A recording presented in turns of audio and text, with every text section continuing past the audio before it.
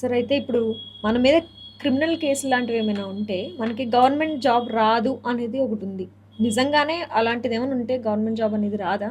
Exactly. ఇప్పుడు ఎంతోమంది aspirants ప్రభుత్వ ఉద్యోగాల గురించి తిరుగుతూ ఉంటారు, ప్రభుత్వ ఉద్యోగాలు అప్లై చేస్తూ ఉంటారు. అటువంటి వాళ్ళ మీద క్రిమినల్ కేసులు ఉన్నా ప్రభుత్వ ఉద్యోగాలు రావు అని చెప్పి అనేది అందరికీ తెలిసిన విషయమే. అవును. కానీ అంతకు మించి ఇక్కడ ఇంకొక విషయం ఏంటి అని అంటే గనక, అంటే ఇది ప్రభుత్వ ఉద్యోగాలు అప్లై చేసిన వాళ్ళకి బాగా తెలుసు నేను చెప్పే విషయం. క్రిమినల్ కేసులు ఉండి ఆ క్రిమినల్ కేసుల నుంచి బయటపడిన వ్యక్తులకి కూడా ఉద్యోగం ఇవ్వదు ప్రభుత్వం. అదేంటి?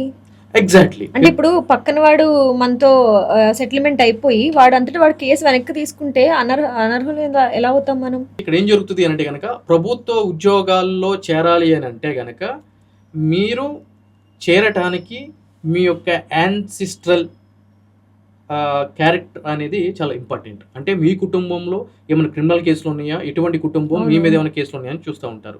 అయితే క్రిమినల్ కేసులు లేకపోతే వెల్ అండ్ గుడ్. ఒకవేళ క్రిమినల్ కేసులు ఉండి అది కోర్టు నుంచి మీరు క్లీన్ చిట్ తెచ్చుకున్నా కూడా ఇక్కడ ఏం జరుగుతుంది అని అంటే కనుక, ప్రభుత్వం ఒక స్క్రీనింగ్ కమిటీ అని చెప్పి నియమించడం జరుగుతుంది. ఎప్పుడైతే కనుక మీరు ప్రభుత్వ ఉద్యోగానికి అప్లై చేస్తారో అక్కడ అటెస్టెడ్ ఫామ్ అని చెప్పని ఉంటుంది. ఆ అటెస్టెడ్ ఫామ్ మీద మీరు మీ పూర్తి వివరాలు రాయాలి. క్రిమినల్ కేసులు ఉన్నాయా, ఉంటే ఏ కేసు ఉంది, ఎక్విటల్ అయ్యారా, ఎక్విటల్ అయితే ఏ కేసు నుంచి ఎక్విటల్ అయ్యారు, జడ్జిమెంట్ ఏంటి, అవన్నీ. దాని తర్వాత దానికి సంబంధించిన ఒక అఫిడవిట్ కూడా పొందుపరచాలి. ఇవన్నీ పొందుపరిచిన తర్వాత కూడా వీటి మీద మీరు రిటన్ టెస్ట్ ఎలిజిబుల్ అవుతారు, అదేవిధంగా మెడికల్ టెస్ట్ ఎలిజిబుల్ అవుతారు, అదేవిధంగా మీరు ఇంటర్వ్యూ కూడా అటెండ్ అవుతారు. కానీ మీకు సెలెక్ట్ అయ్యారా లేదా అని చెప్పని మీకు అపాయింట్మెంట్ ఆర్డర్ రావడం కానీ ఏది జరగదు. ఇవన్నీ అయిన తర్వాత గవర్నమెంట్ స్క్రీనింగ్ కమిటీ అని చెప్పి కమిటీ వేస్తుంది. దీనికి సంబంధించి వీళ్ళకి ఉద్యోగం ఇవ్వచ్చా ఇవ్వకూడదా అని చెప్పని చూస్తూ ఉంటుంది. ఆ స్క్రీనింగ్ కమిటీ ఒకవేళ మీరు అన్నట్టు అతనితో సెటిల్మెంట్ చేసుకున్నారనుకోండి, మోరల్ టర్ప్యూట్ అని చెప్పని అంటారు. నైతికతకి సంబంధించినటువంటి అంశం ఇది. కాబట్టి మీరు అతనితో సెటిల్మెంట్ చేసుకున్నారు అని అంటే కనుక ఆబ్వియస్లీ మీరు ఆ తప్పు చేసినట్టు, మీరు అటువంటి గుణం కలిగిన వ్యక్తులు కాబట్టి మీకు ఉద్యోగం ఇస్తే రేపటి రోజున దాన్ని దుర్వినియోగం చేసేటువంటి అవకాశం ఉంటుంది. కాబట్టి ఆ యొక్క గ్రౌండ్ మీద మిమ్మల్ని తీసి పక్కనేస్తూ ఉంటారు. ఇంకో గ్రౌండ్ ఉంటుంది, కేసు పెట్టిన వ్యక్తి కోర్టుకు వచ్చి సాక్ష్యం చెప్పడు, హోస్టల్ అంటారు.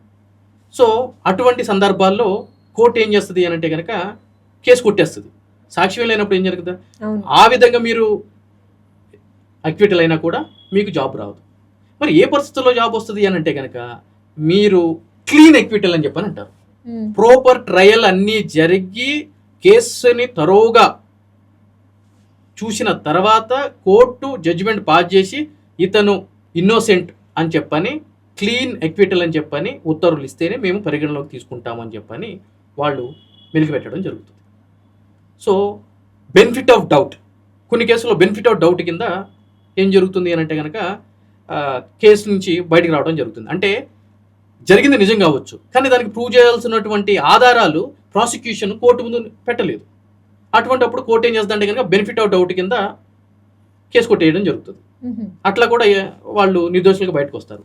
అటువంటి సందర్భాలు ఉన్నా కూడా మీకు ఉద్యోగం రాదు మోరల్ టర్ప్యూట్ ప్రకారం అని చెప్పని చేయడం జరుగుతుంది. కానీ ఇటువంటి వ్యక్తులందరూ కూడా అల్టిమేట్గా హైకోర్టులో రిట్ పిటిషన్లు వేసుకుని హైకోర్టు నుంచి డైరెక్షన్ తీసుకుని జాబులో జాయిన్ అవ్వడం జరుగుతుంది. సో ఈ యొక్క అంశాలని అభ్యర్థులు దృష్టిలో పెట్టుకోవాలి. Nice information sir.